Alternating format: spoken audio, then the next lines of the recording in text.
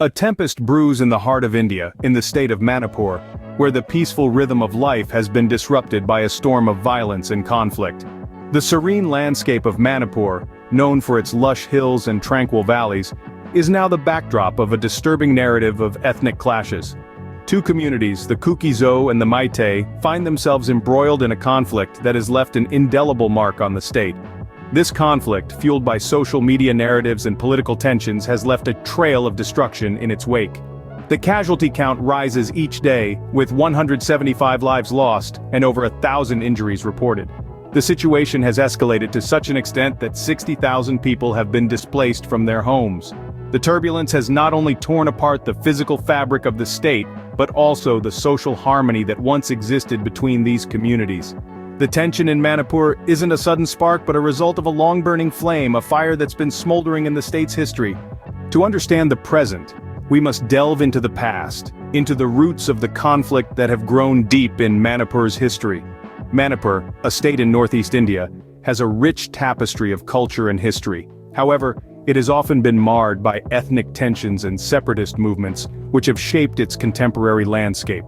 The conflict between the Meitei majority, who are mainly Hindu, and the Kuki, who are predominantly Christian, has not sprung out of the blue.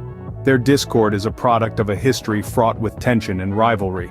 The roots of this conflict can be traced back to the question of identity and rights. The Meitei, who form the majority of Manipur's population, have long sought to be recognized as a scheduled tribe. This would provide them with affirmative action benefits, a move seen as a threat by the Kuki community, who fear a reduction in their entitlements. This contentious issue is not the only cause of discord. Manipur has a history of separatism, with various groups calling for separate state administrations over the years. The Kuki have revived these calls, a move that has been rejected by the Meitei. Such disagreements have only served to deepen the rift between the two communities. The role of the Indian government has been critical in this context. The federal government's decision to grant the Meitei scheduled tribe status was seen as a spark that ignited the fire of conflict. This, coupled with what some perceive as a delayed response to the ensuing violence, has drawn criticism and intensified the strife. Manipur's status within the country has also played a part. As a state that often feels marginalized and overlooked, the sense of alienation has fueled feelings of resentment and mistrust. This has led to a situation where rival militias set up blockades, resulting in the displacement of thousands of people and the destruction of numerous homes and places of worship. The seeds of the current conflict were sown long ago, and now they've sprouted into a tree of discord that's casting a dark shadow over Manipur. Every conflict has a trigger, a spark that lights the fuse. In Manipur, that spark was ignited by a court order. The court order in question extended special benefits to the Meitei population, a majority group primarily following the Hindu faith.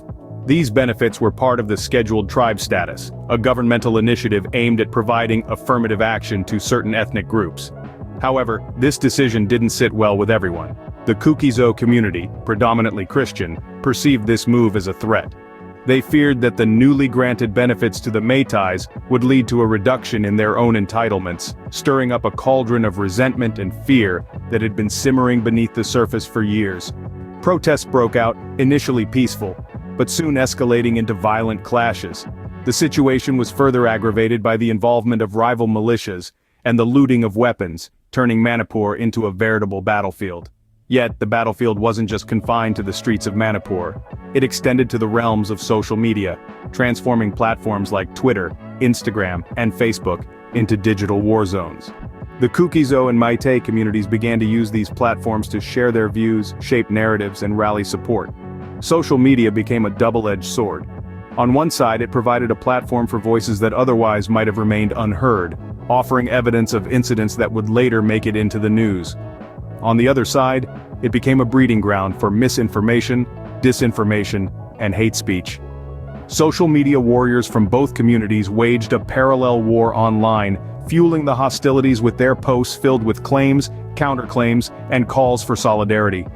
The court order was the spark, but the fuel was years of resentment and fear, fanned by the winds of misinformation and hate on social media.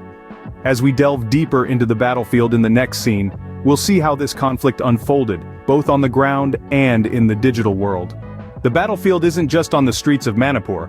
but also in the digital realm, where a war of narratives is being waged. It's a war fought not with bullets and bombs, but with tweets and posts. In the midst of this conflict, social media has become a weapon of choice. Platforms like Twitter, Instagram, and Facebook, once places for sharing selfies and cat videos, have transformed into arenas of ideological battle.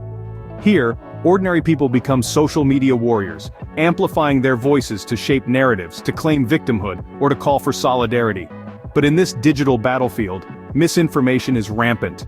It spreads like wildfire, fueled by fear and hatred.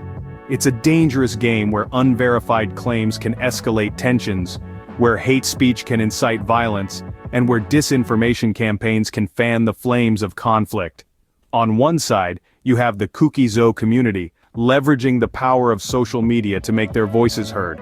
On the other side, the Meitei community, using the same platforms to counter the narratives and present their own perspectives. The state government initially blocked internet access, but the warriors found a way around, hacking their way back to online connectivity. The impact of this digital warfare is not confined to the virtual world. It spills over into the streets, influencing the ground situation, sometimes providing evidence of incidents that later make it into the news. This conflict, like many others around the world, highlights the power and peril of social media in modern warfare.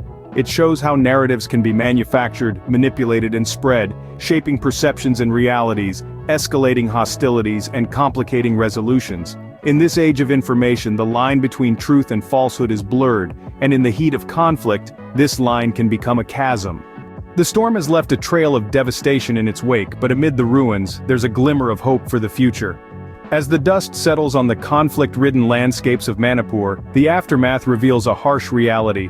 The ethnic strife between the Kuki and Meitei communities has resulted in hundreds of lives lost, thousands injured, and countless displaced from their homes.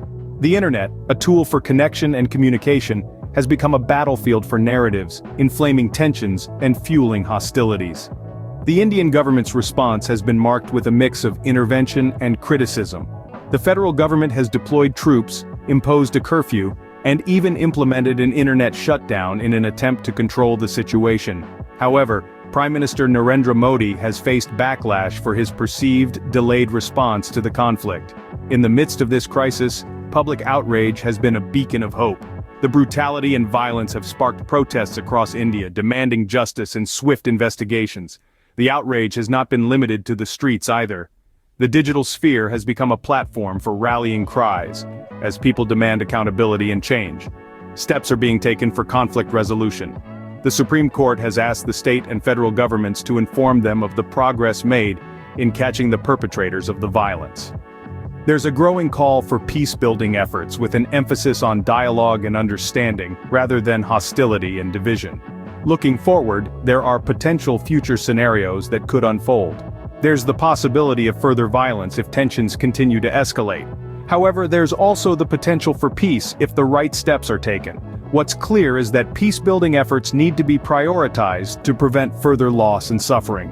In the face of adversity, Manipur stands resilient, holding on to hope, because after every storm comes the promise of a new dawn.